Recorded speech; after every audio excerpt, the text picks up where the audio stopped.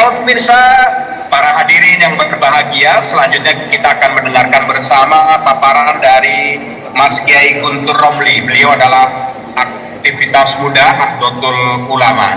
Dipersilakan, Gus. Assalamualaikum warahmatullahi wabarakatuh. Alhamdulillah, assalatu wassalamu ala rasulillah wa ala alihi wa ashabihi wa mawala, amma ba'du. Kepada yang terhormat Bapak Kiai Haji Muhyiddin Ishaq selaku Rais Syuriah PWNU DKI Jakarta, Mas Dr. Kiai Haji Syamsul Ma'arif selaku Ketua Tamfidiyah PWNU DKI Jakarta, ada Mas Purbaya, Direktur Utama dari Lembaga Penjamin Simpanan kalau masih bersama kita, dan tentu saja Mas Moderator, dan dua pembicara pada sore ini, Mas Saeb Syaifullah Fatah yang tidak perlu kita perkenalkan lagi, yang selalu awet muda, ganteng dan cerdas, Duta Besar Dr. Kiai Haji Zuhairi Misrawi MA, kakak kelas saya di pesantren dan juga saat kuliah di Kairo, yang sebentar lagi akan pindah ke Tunisia untuk menjadi Safir, Duta Besar Republik Indonesia untuk Tunisia, yang menjadi kebanggaan kita, salah satu kader dari Nahdlatul Ulama yang insya Allah tidak hanya bisa mempromosikan Indonesia, namun juga pemikiran Islam ala manhaji Nahdlatul Ulama ala ahli sunnah wal jamaah. Hadirin sekalian yang berbahagia, pada sore ini saya diminta oleh Mas Sulaiman untuk menjadi pembicara dadakan, karena mungkin Mas Sulaiman melihat saya dulu tiap Sabtu itu bikin kopi untuk Gus Dur, acara kongko bareng Gus Dur dari tahun 2005 sampai Gus Dur wafat tahun 2009. Dan sering sekali Gus Dur itu kalau dilawat di rumah sakit tiba-tiba menghilang untuk datang ke hutan kayu di acara kongko bareng Gus Dur.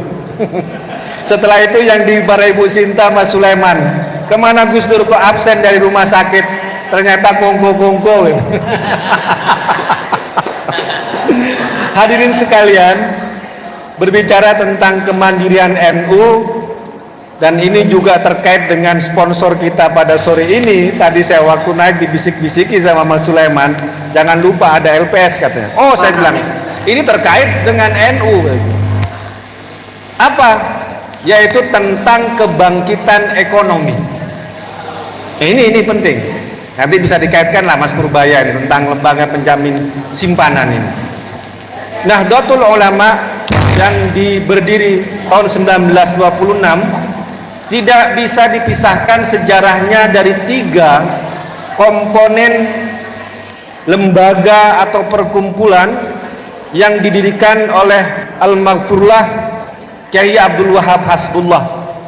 Pada tahun 1918 beliau bersama para penggerak ekonomi di NU, khususnya pedagang, mendirikan yang namanya Nahdlatul Tujjar, kebangkitan para pedagang. Itu tahun 1918. Tahun 1918 para kiai dan para penggerak ekonomi NU sudah berbicara soal kebangkitan ekonomi di kalangan NU.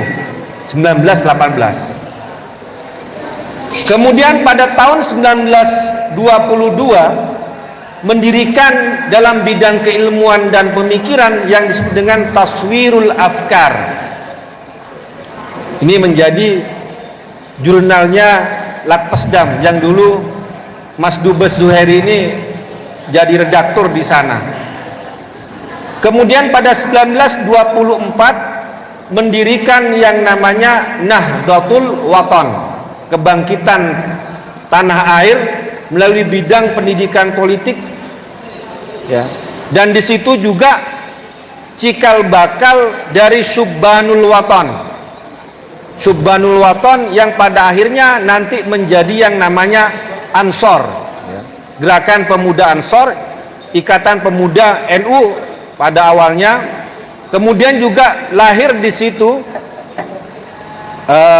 disebut dengan yang sekarang dikenal dengan Mars Syubbanul Waton Yalal Waton pada tahun 1924. Nah, jadi 3 komponen tadi menjadi latar belakang dari berdirinya Nahdlatul Ulama pada tahun 1926. Karena itu dalam perjalanannya NU tidak lepas dari 3 komponen utama tadi.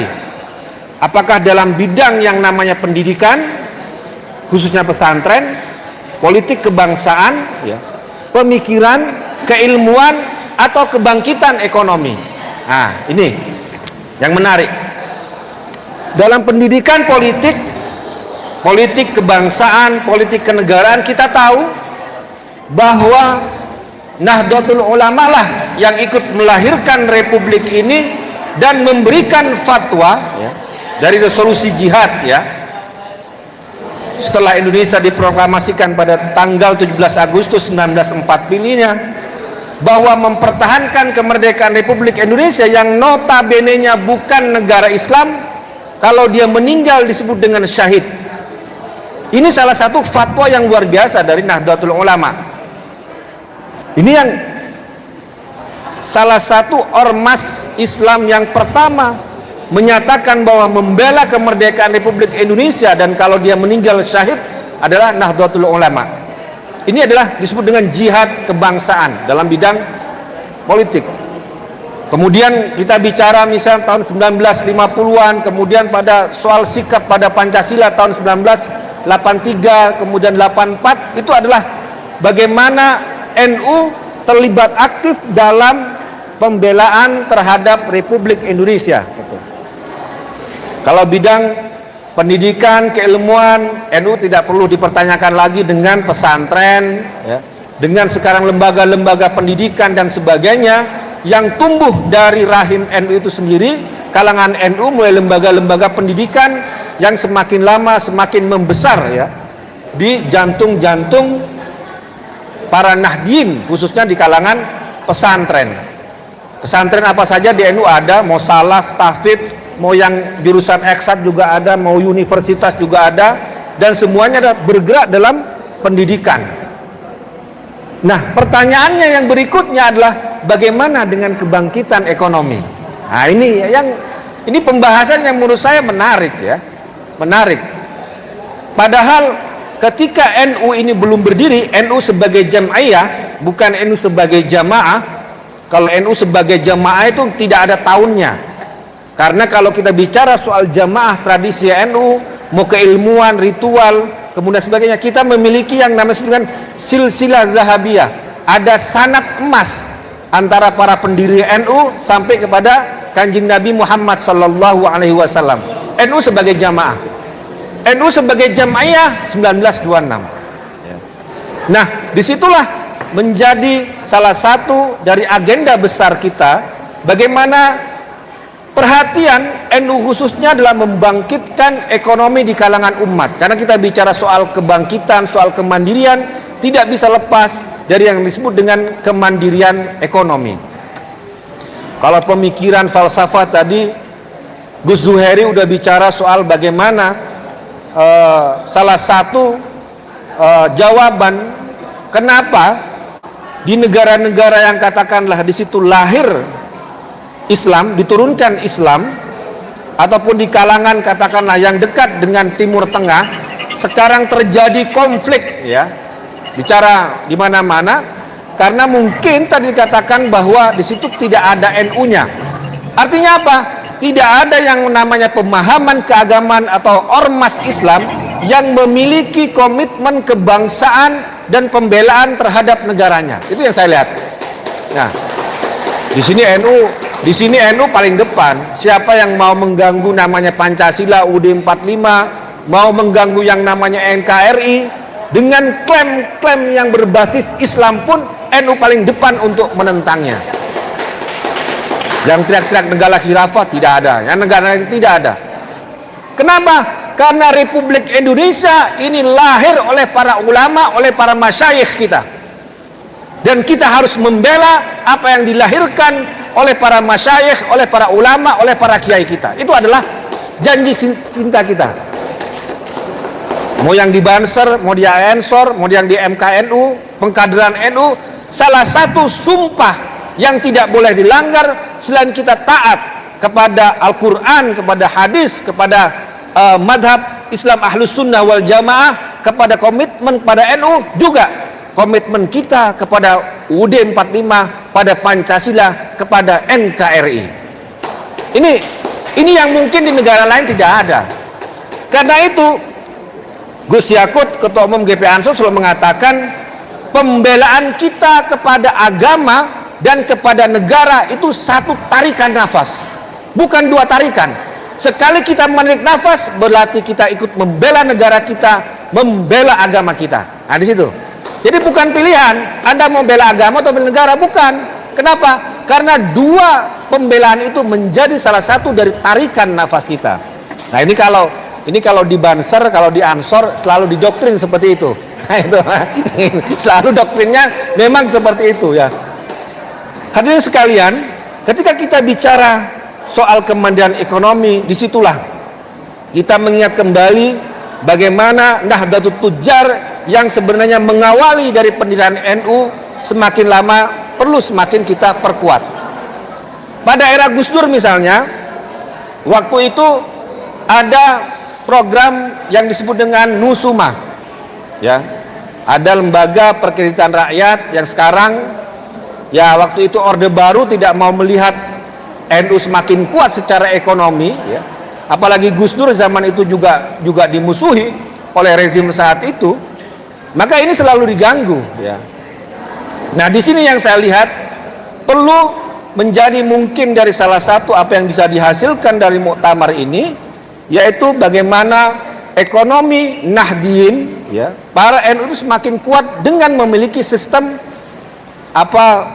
lembaga atau apapun, tapi dengan catatan yang bekerja sama dengan lembaga pinjaman simpanan. Itu yang paling penting. Karena dalam prinsip di kita, ya, kalau dari kaidah fikih itu kan al aslu fil asya al ibaha illa ma dallat dalil ala tahrimihi. Ini prinsip dalam muamalah, bahwa segala asal itu boleh al ibaha kecuali ada dalil yang mengharamkan. Dalam transaksi ekonomi ada prinsip yang kita kenal, misalnya la dororo wala diroro. Tidak boleh saling merugikan, tidak boleh saling menghancurkan, tidak boleh saling merusak. Itu salah satu prinsip dalam muamalah yang harus kita jaga. Karena di NU sendiri pun yang disebut dengan bunga bank sampai sekarang itu mauquf. Apakah haram atau halal atau mubah atau gimana? Kiai Ma'ruf Amin misalnya, beliau juga salah Rais Am dan juga Ketua Umum MUI, ya, beliau yang berpandangan bahwa bunga bank itu haram. Makanya beliau juga melalui Dewan Syariah Nasional melahirkan yang disebut dengan bank-bank syariah di Indonesia. Tapi kalau ditanya kepada kiai yang lain, tidak. Misalnya Kiai Haji Masdar Farid Mas'udi yang selalu mengutip pendapat dari Syekh Muhammad Said Tontowi, mantan Syekhul Azhar, bahwa bunga bank itu kalau dia masih di bawah yang namanya inflasi, itu tidak disebut dengan riba misalnya, salah satu. Dan di sini, tapi intinya adalah meskipun ada yang bilang bahwa ini nggak boleh atau boleh, tapi yang paling penting adalah mau Anda simpan uang Anda di mana, di bank apapun, harus ada yang namanya jaminan. Sekarang terjadi misalnya di mana? Di Turki. Turki sekarang, ya, seperti Indonesia tahun 99 ada krisis moneter, bagaimana uang lira di Turki sekarang sudah runtuh 40% ya kalau dibandingkan dengan dolar Amerika. Jadi nilai-nilai uang yang dipunyain itu turun gitu loh. Inflasi semakin tinggi dan sebagainya. Tapi intinya adalah ketika Indonesia belajar dari kepahitan krisis moneter tahun 96, 97, bagaimana sistem kekalutan politik dan ekonomi itu berawal dari yang namanya krisis moneter saat itu, maka salah satu dari fungsi dari lembaga penjamin simpanan ya seperti itu gitu loh. Agar orang apa? Tidak khawatir, tidak was-was dalam melakukan transaksi menyimpan uangnya dimanapun, tapi memiliki kaitan dengan jaminan dari lembaga penjamin simpanan. Nah, jadi kalau detailnya ya saya tidak terlalu ngerti lah soal LPS, mungkin ada ketua atau direkturnya yang bisa menjelaskan, tapi pada intinya adalah bahwa kebangkitan ekonomi di kalangan Nahdliyin, di kalangan NU itu harus segera ya dibangkitkan kembali, ya menjadi fokus perhatian utama ke depan. Karena kalau kita bicara, disampaikan politik kenegaraan, kebangsaan, edu paling depan, pemikiran keilmuan pesantren di depan. Nah, tinggal pertanyaan adalah salah satu kebangkitan ekonomi dari kaum Nahdliyin ini yang perlu menjadi fokus ke depan. Itu saja yang bisa saya sampaikan. Kalau ada kata-kata yang kurang berkenan, saya mohon maaf. Wallahul muwaffiq ila aqwamit thoriq. Wassalamualaikum warahmatullahi wabarakatuh.